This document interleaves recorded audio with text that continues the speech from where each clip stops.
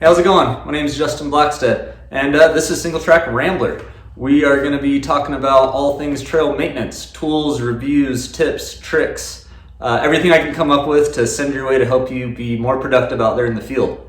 Today we're going to talk about saw racks, but first off, if you're watching this, that means that you're either currently doing trail work or you're planning to do it in the near future. I just want to say thank you. The more people we have out there helping, the better off we all are. So good on you. Today we're going to talk about the Enduro Engineering rack, Trailbound rack, and the Bill Dart rack.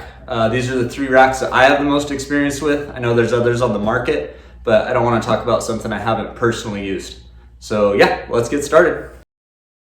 Okay, first off, we got the Enduro Engineering rack. This is a pretty basic rack. There's been a few different models of this from different companies, but this one's all aluminum. Really nice welds on it on this one in particular. We got a rubber dampener here, using a single cam strap to tie the saw down. I don't really like this method very much. I prefer a thick Titan strap or something of that nature to kind of really stretch down on the saw, create less wiggle. It's got quality plastic down here for your dogs. You can adjust where that plastic is depending on what size saw you're using. And as far as mounting goes, we've got plastic blocks here that go against your forks, and then ski straps, belay straps, Titan straps, whatever you want to call them, to go around your forks. So very basic rack and pretty heavy. As you can see in the corner, it's definitely the heaviest rack on our test today. Okay, here we go. We have the Enduro Engineering rack on the bike. 4 ski straps holding it to your forks with plastic spacers. Those spacers are doing a good job of keeping the saw and rack out away from the bike itself. The single cam strap is doing a decent job of holding the saw on there, but I think that could be improved. The saw rack is bulky, sticks out quite a bit, but they do an excellent job of giving somewhere for your brake lines to go.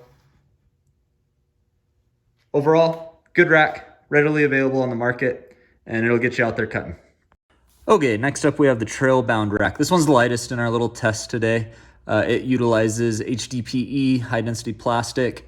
There's some things that I really appreciate about this rack. First of all, obviously its weight. It also uses a ski strap system, but as you can see here, they're kind of reversed around. So as you come around to hook in the ski strap, the metal is actually covered by this rubber on your forks. So it increases some dampening. When I use this rack, I even put an extra bicycle tube in there just to create a little more of a dampener between these metal outriggers and my fork tubes. Aluminum frame in the back. And then on the upper right here, where kind of your saw weight's gonna be mostly, it's actually double strapped, so you get some more friction there. He does have a additional big saw mount where you'll have into your triple clamp here, a bolt that comes through with a spacer. I run that all the time. And that looks like this. So that'll come in through here, get you locked in nice and tight. And yep, so we'll get this one mounted on the bike and see what it looks like. Okay, we got the Trailbound rack on. As you can see, there's the double strap up top, single on the bottom. One unique feature on this rack is there's a puck there. The hole's offset, so you can turn it and adjust the orientation of the bar to your forks. Try to get that as in line as possible. As we talked about, there's one bolt going into the triple clamp. It uses a ski strap to hold the saw on, and it's infinitely adjustable with all these holes around the outer edges.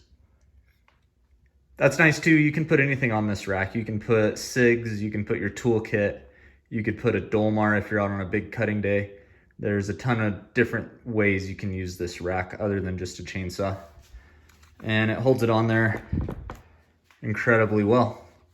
And I think when it comes to style points, this one takes the cake. It looks good on this bike. Okay, and then here we have the Bill Dart rack. Bill Dart's a great dude. He's been a huge proponent of trail work and our trail systems throughout the country for a number of years. So he's a good guy to support. This is super heavy duty, but it's also not that much heavier than the Trailbound rack. You're gaining full aluminum welded, And then it also has the most robust mounting system. So you actually have 4 bolts that are going into your bike. These replace your lower fender bolts, and this goes into your Speedo triple clamp setup on the XCWs. Pretty cool, solid rack, really thick rubber mounting to create some dampening. Etches out your assembling KTM, Husky, and then using just regular bungees to tie everything together. Okay, we got the Bill Dart rack mounted up. Had to run over my buddy's house. The whole pattern fit his Husaberg better than it fit my 18350. Anyways, you can see it's got a really tight mount. It's low profile. 2 bungee straps for the saw. No way to adjust the angle of the saw. You can do it moving the bungees around, but kind of a little harder to get it perfectly straight up and down with your forks. But the main benefit here is it is so stoutly mounted to this bike. It is locked in there, no rubber straps holding it anywhere. It is bolted to the bike and is not going to move. All right, well, thanks for sticking around. Like I said, all 3 of these racks are going to carry a chainsaw on the front of your bike, and I just appreciate everyone taking the time and effort to get out there and clear trails. Which one should you pick? That's completely up to you. As we went over, they each have their different features that may or may not fit your needs.